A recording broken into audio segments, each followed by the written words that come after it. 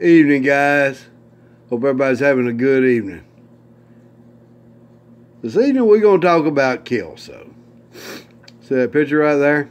That's not Kelso. That's Mr. Hermes B. Duray. And my good friend, a Facebook social media friend, and I'm sure we'd be good friends in real life too if we were closer to each other. Mr. Lowe sent me this picture because he knows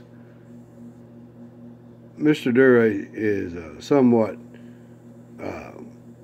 a person that's influenced me in my life in the game foul industry, and him and a couple more. And I'll go ahead and name, Madigan was another one. We kicked off. Madigan was another one, and Hugh Norman also. Those three breeders has always been kind of the way that I've they kind of aligned with the way that my family does things. Okay. The reason we're going to talk about Mr. Kelso and we're looking at Mr. Duray is because this man right here is responsible for Kelso, for Madigan, for all those bloodlines that we have today. Pretty much this man right here is responsible for. That's just a fact. All the good bloodlines. We're going to talk about Kelso. Kelso obtained the foul. I believe I'm winging it. Kelso was a rich man, owned a big concrete company in Galveston, Texas. His family did. I heard he was responsible for his company was responsible for most of the concrete poured in Galveston during that era. And as a matter of fact, I think they may be still around. I know 30 years ago, I seen a truck that said W.A. Kelso Concrete on the side of it when I was in Galveston. So the apple don't fall far from the tree.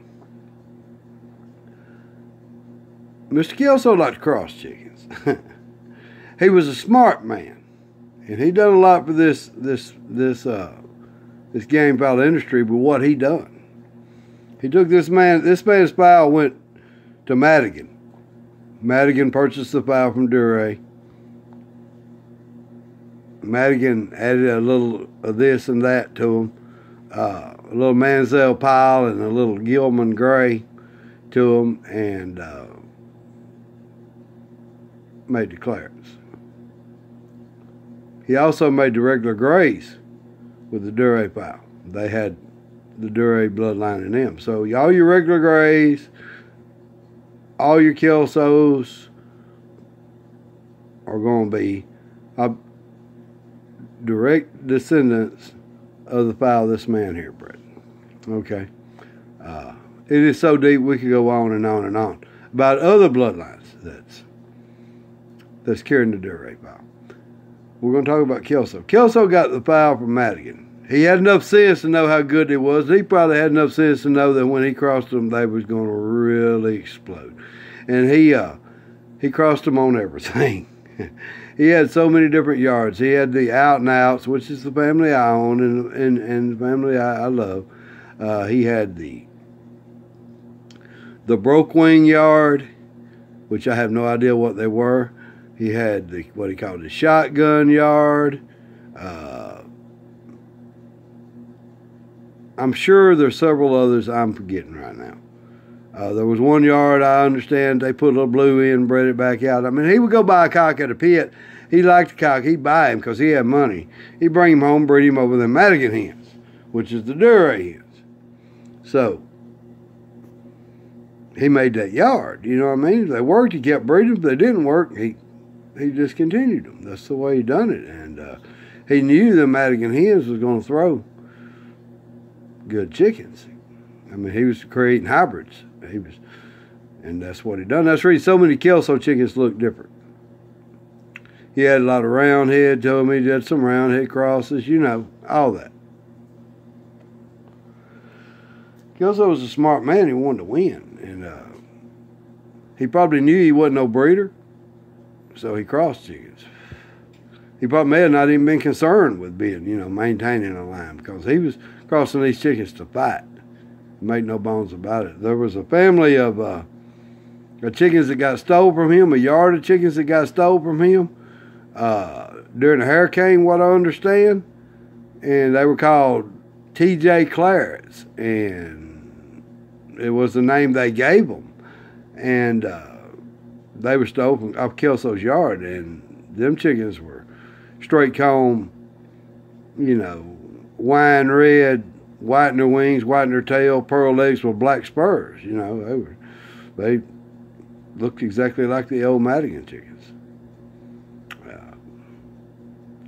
So, that being said, they looked exactly like the Duray chickens. Excuse me. Kelso is probably one of the most widest spread families of chickens that, or they're not families, there's so many families of chickens. His name is attached to so many different chickens nowadays that it's unreal. Everybody's added their own little niche to it. But Mr. Duray here is responsible for all of that. He's directly responsible for Kelso, for Madigan, for so many more. The black and tans that were bred. I understand that the same brown red cock that made the Duray fowl was actually a hen was snuck in and bred. That's another story altogether. Was bred to him to make what they called their black and tans, which was a extremely popular dark family back in that era. So I was just telling you how many different bloodlines are directly associated with those chickens Mr. Duray made. So all those Kelso chickens, all your Madigan chickens, all that. I made a post over on Facebook about Jumper and Davis.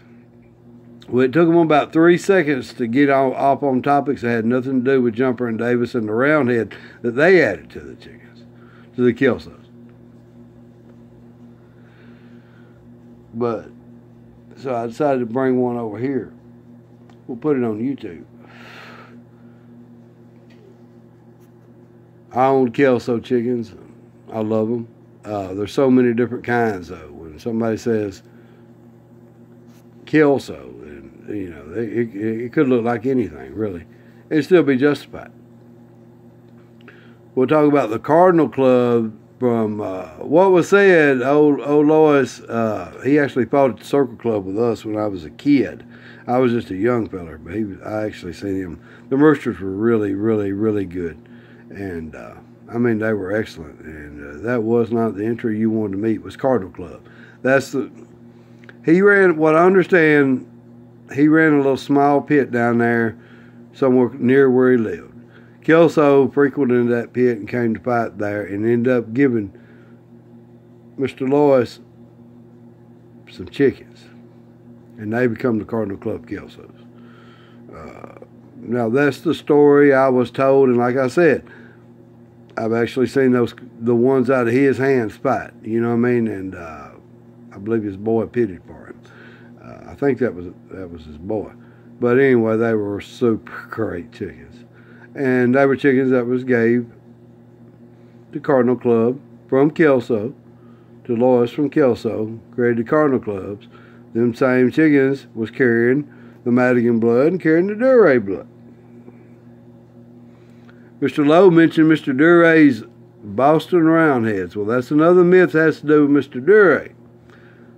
This isn't a fact. Nobody actually knows this. There's some chickens, the reason they were called Boston Roundheads, and people thought they were Duray chickens, is because the first Duray chickens would come peacomb and straight comb. So, everybody thought that the peacomb, wine red, white-legged, black spurred fowl that was delivered to Boston, nobody ever picked up, was the peacomb side of the Duray stuff. That's the myth. And this probably serves to be, it's close to what would be a fact. Him or Darby, it was one of those two that shipped those chickens in there. First of all, during that time and era, everybody just didn't have the money to be floating chickens around the ocean. And but these guys did. They were rich. So, that being said, he was probably responsible for a lot of what y'all called Boston chickens, especially if you got them that's got white legs and black spurs. Look a lot like Kelso's chickens. They really do. And anyway, Mr. Kelso was a great man. Did a lot for this sport, more than most. And its name will forever live in this sport. I believe that Mr. Kelso was a breakthrough as far as it goes with crossing chickens, because he did. You can tell by the way he bred chickens, he didn't concern himself with keeping a family. He was more the first of what become the norm nowadays is outbreeding. He was an outbreeding guy. He didn't inbreed, line breed. He crossbred, and so he was probably the beginning of an era when it comes to that. And this is all just my opinion. This ain't no fact, but I'm just seeing it. You know what I mean? I didn't know of one other breeder at that point that was successful that did as much crossing as Kelso. So most of them was always trying to maintain a family, line a family, make a family. And Kelso was like, you know what? We want to bang, you know, and that's what he done. Hope you guys enjoyed this. I'm going to get on off of here. That's Mr. Hermes B. Duray. And again, I thank Mr. Lowe for the picture. That's the clearest picture I've ever seen of him. And I've never seen one that I couldn't even have picked him out of a crowd, because every picture I'd ever seen was fuzzy. This one is clear as day. And that's the man that's responsible for all your chickens right there. Mr. Hermes B. Duray. All right, guys. Hope everybody enjoyed it. God bless. Thank you.